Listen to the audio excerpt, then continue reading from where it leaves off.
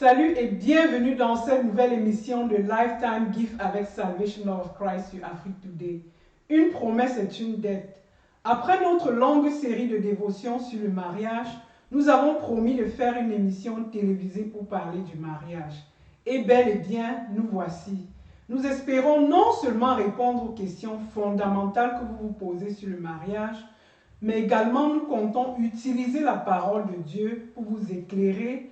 Et la chose la plus importante que nous allons faire sera de prier pour le mariage, pour que le Seigneur ranime l'amour entre les époux qui sont mariés, mais qu'il fortifie et ranime également l'amour dans les couples qui sont en crise ou en pleine dissolution. Nous prions également que le Seigneur fortifie les personnes qui se sont déjà séparées ou divorcées et qu'il les restaure.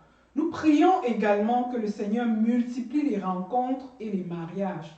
Également pour que le Seigneur puisse bénir les enfants afin que, quelle que soit la situation des couples, que le Seigneur préserve les enfants pour qu'ils grandissent selon sa volonté.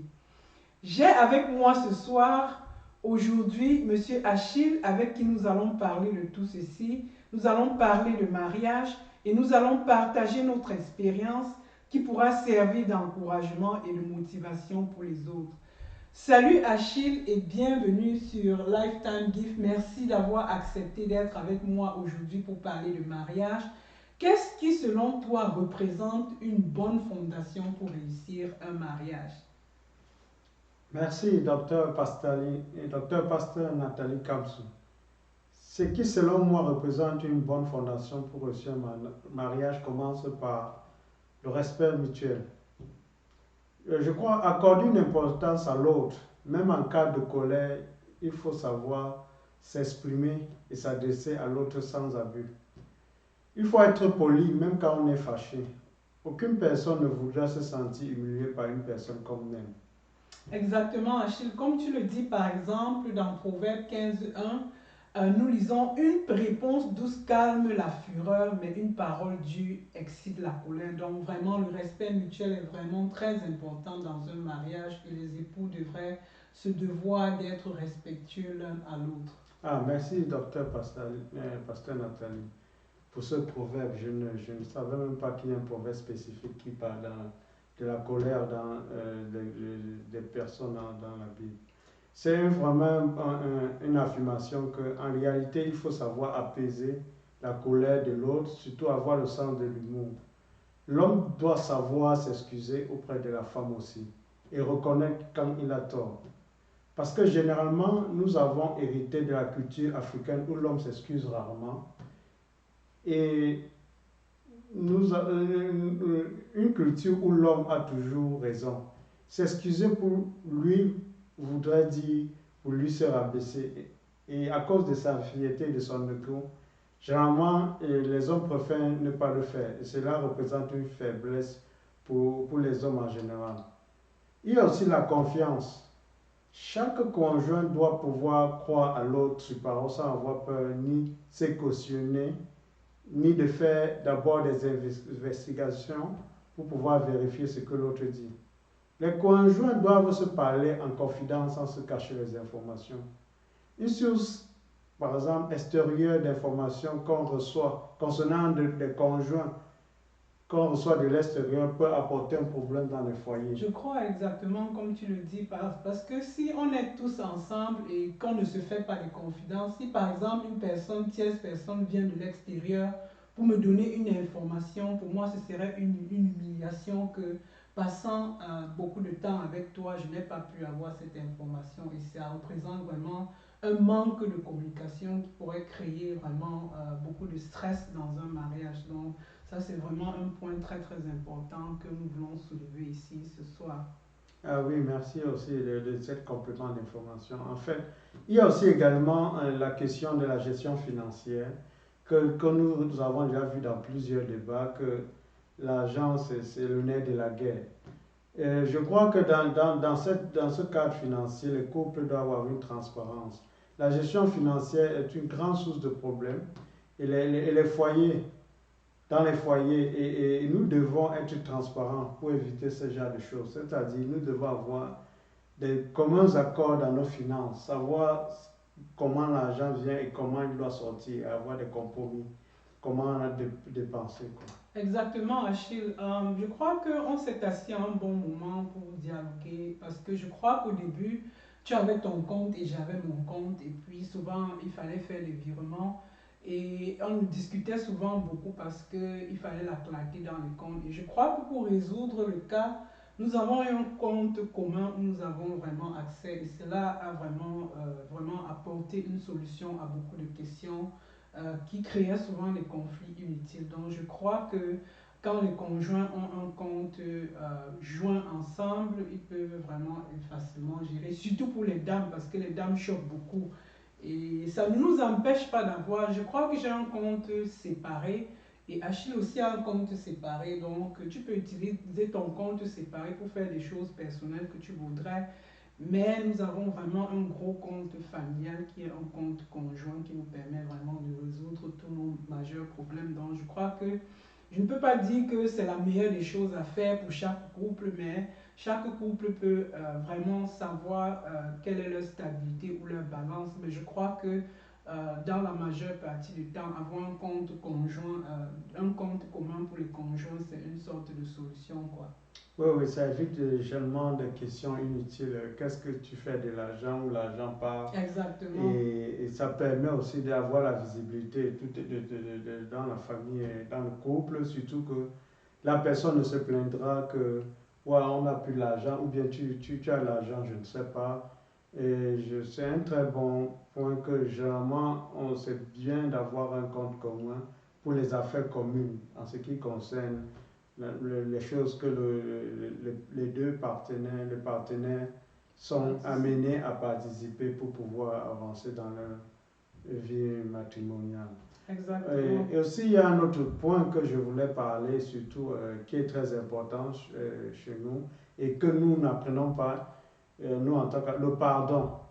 Le pardon est vraiment une partie la plus importante dans une relation. Vu que nous ne sommes pas parfaits, il va falloir laisser tomber certaines choses et continuer à vivre ensemble. Je parle ici, ne pas s'accrocher sur des choses que, oui, ce qui s'est passé l'autre jour, ramener ça toujours sur la table quand il y a un problème.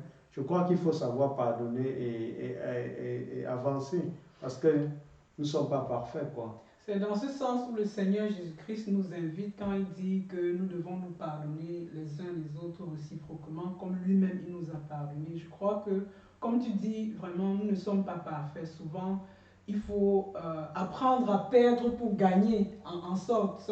Nous perdons la bataille de la discussion, mais nous gagnons l'amour de l'un pour l'autre. Donc, nous devons plutôt regarder dans ce sens et je crois que c'est un point très très important dans une relation et cela apporterait le succès si les couples laissent tomber vraiment la vengeance et qu'ils se pardonnent mutuellement, quoi. Et oui, c'est ça. Oui, bon, comme tu parles de pardon aussi, il y a aussi le pardon que nous connaissons, le pardon hypocrite que je peux dire.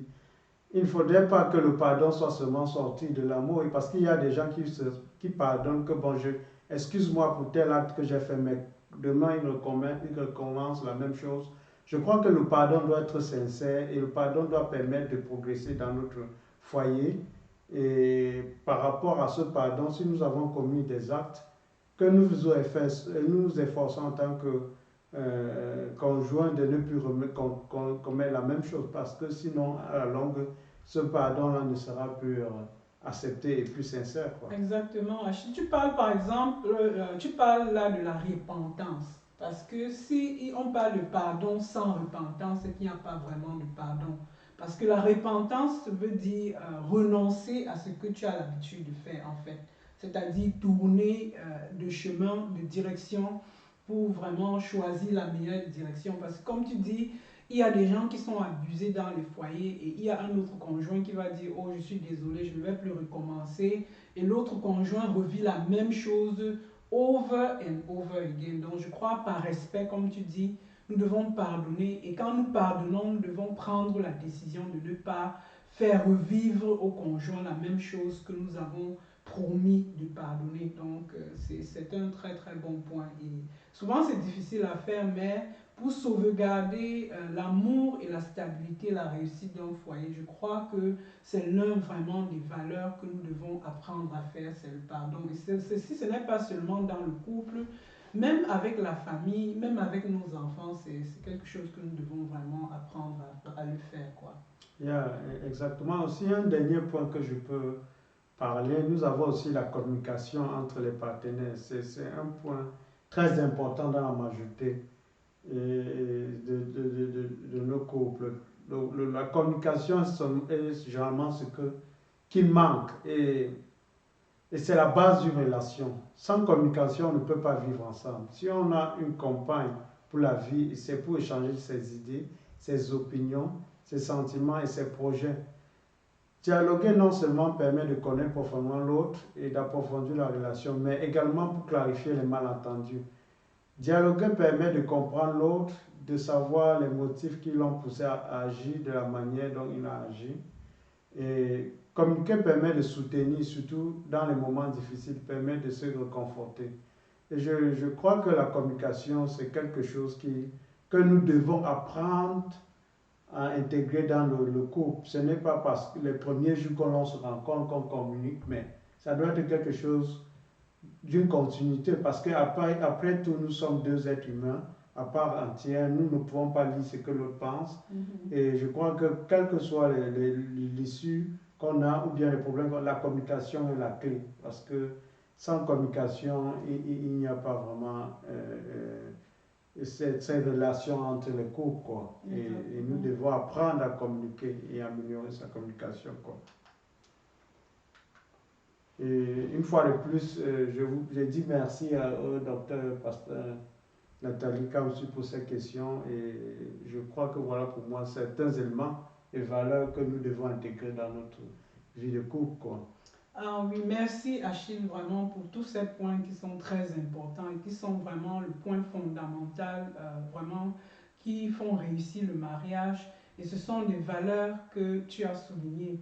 Donc communiquer pour moi est vraiment très très important, comme tu le dis, et c'est un point central parce que c'est un point central où le mariage tourne. Parce que si vous ne pouvez pas communiquer, vous ne pouvez pas vous comprendre, vous ne pouvez pas vous entendre, vous ne pouvez pas faire les projets ensemble.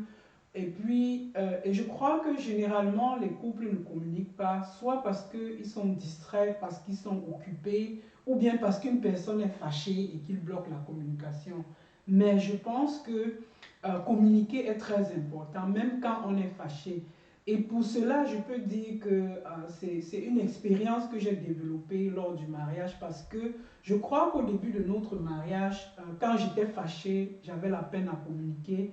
Et quand j'étais très fâchée, je me retournais sur moi-même. Or, Achille, qu'il soit fâché ou pas, il communiquait beaucoup. Et moi, ça m'énervait, quoi. Donc, mais il m'a encouragée et au fil du temps, même quand je suis fâchée, je communique. Je suis même la première personne à dire, Achille, bon, écoute, il faut qu'on prenne quelques minutes pour dialoguer. Et vous allez vous rendre compte que après un dialogue, une communication, ce que vous aviez gardé dans le cœur comme une colère extrême ou bien un problème qui vous tenait tellement à cœur, après un dialogue ou bien après une communication, cela s'envole en fumée. Donc je pense que le manque de communication cause vraiment un problème énorme dans un foyer.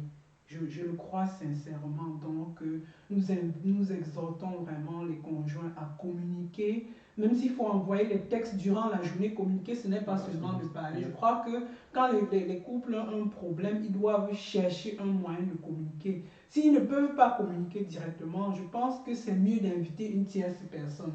Par exemple, un époux ou bien une épouse peut peut-être contacter un ami, d'appeler son conjoint pour lui donner quelque chose. Je ne sais pas, à chacun son astuce, mais je sais qu'il faut créer les astuces, il faut texter. Surtout aujourd'hui, il y a plein de moyens de communication, il faut les utiliser. Envoyer un email. Et je crois que communiquer, c'est bien, mais il faut y ajouter le sens de l'humour. Comme je dis, pour moi, c'était un peu plus facile parce que Achille, c'est quelqu'un qui est très fun. Donc souvent, quand j'ai un problème qui me touche à cœur, pour lui, ça l'amuse et directement, il lance une blague et souvent, on oublie le problème. Donc, il faut souvent non seulement chercher les différentes tactiques, texter ou bien, je ne sais pas, inviter à faire quelque chose ou bien, je ne sais pas, blaguer ou bien, c'est à chaque couple, mais trouver un moyen de communiquer et de briser la glace, c'est très très important. Donc, à cela, à tous les points que Achille a cités, qui étaient très très importants, je pense sincèrement que l'honnêteté est une très très grande valeur dans un foyer et qui est importante dans le fondement d'un foyer. Quand les conjoints se parlent selon la vérité, même s'il y a certaines vérités qui sont difficiles à dire, c'est mieux de vivre avec une conscience saine et de savoir la vérité que de garder un mensonge et d'avoir peur à tous les moments d'être découvert. Donc je crois que c'est très important. Et j'ai suivi une histoire où un monsieur vraiment se plaignait parce que il s'est marié et sa femme avait une dette très énorme. Subitement, il s'est retrouvé avec une dette énorme et la femme a caché au monsieur depuis tellement longtemps qu'elle avait une dette qui datait vraiment d'avant le mariage. Donc je crois que c'est très important d'être honnête, même si au début on est rejeté, c'est mieux de vivre avec une conscience tranquille et être honnête dans la vérité que de mentir et de baser sa vie sur le mensonge. Parce que une fois que le conjoint découvre que vous n'êtes pas honnête et que vous n'êtes pas véridique, ça peut créer vraiment une instabilité, ça peut créer vraiment des problèmes graves dans le mariage parce qu'on va déjà sur de mauvaises bases. Il doit falloir que quand quelqu'un vient du dehors pour dire une affirmation, qu'un conjoint soit à même de reconnaître que ce que vous avez dit sur son conjoint n'est pas vrai. Il doit être à même de dire que non, je suis prête à boire le caddie comme on dit que mon mari ou ma femme n'a pas pu faire cela. Et je crois que nous avons vécu cela également. Je crois qu'il y a eu un jour où un monsieur est venu dire, un constructeur est venu dire à Achille que non, peut-être il croit qu'il m'a vu appeler l'office pour demander quelque chose. Achille a certifié que non, ce n'était pas moi. Il a confirmé, il a juré que c'était moi. Et quand je suis rentré, Achille m'a dit que mais je pense qu'il y a tel monsieur qui est venu ici, il a dit que tu as appelé l'office pour dire telle chose, il était tellement sûr. Je lui ai dit que ce n'est pas toi. J'ai dit à Achille que oui, tu avais raison. Si c'était le cas, j'aurais dû te dire. Donc, il y a beaucoup de choses qui peuvent empêcher dans un couple de tomber dans un stress et dans une dissolution juste parce qu'une personne n'a pas été honnête. Je crois également que la fidélité à la vérité, la fidélité est très importante dans le mariage. Et je crois que le mariage va tout simplement s'effondrer ou s'envoler en feu si vraiment un conjoint vraiment se rend compte qu'il a été trompé ou bien qu'il a des fréquentations en dehors du mariage, l'infidélité, et qu'il fréquente peut-être quelqu'un du sexe opposé, ça cause vraiment une chute au mariage. Et bibliquement, nous voyons vraiment dans plusieurs histoires de la Bible, dont nous devons être fidèles et vraiment éviter toute fréquentation du sexe opposé à un degré élevé qui peut vraiment causer une instabilité au mariage. Donc je crois que ça c'est très important. J'ajouterais aussi le compromis. Oui, le compromis, je crois que c'est ce qui nous fait avancer dans tout ce que nous on fait dans la vie.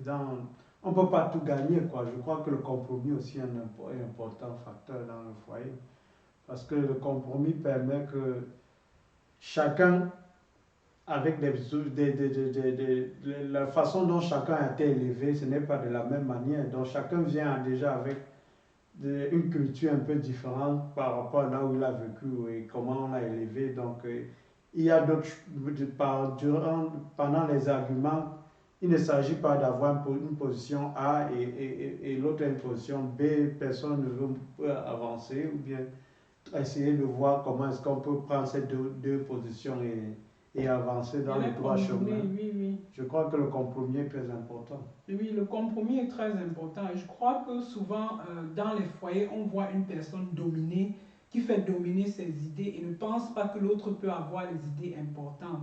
Et je crois aussi sincèrement que ce sont des choses sur lesquelles j'ai travaillé beaucoup au début, où Achille avait certaines idées ou bien certains objectifs et moi j'avais d'autres.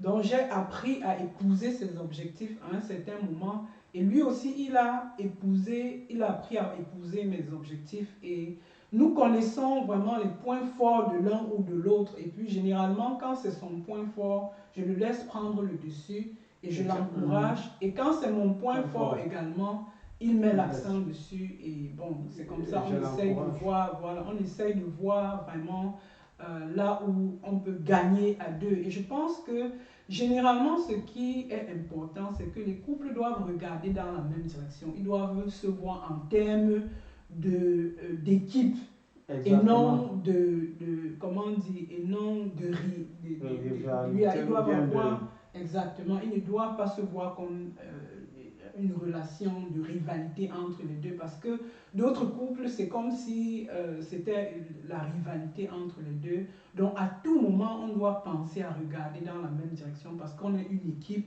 et notre but c'est de gagner. Exactement. Il y a une complémentarité parce que chacun vient avec ses faiblesses et ses forts, et puis d'autres. C'est pour ça qu'il y a la base du mariage, c'est fait d'avoir cette complémentarité pour former une équipe forte. Exactement. Merci Achille. Nous allons prendre une petite pause maintenant et comme nous avons dit, la deuxième partie, nous allons aborder donc quelques problèmes qui sont les causes, les chutes dans les foyers qui peuvent amener jusqu'au divorce. Donc restez avec nous.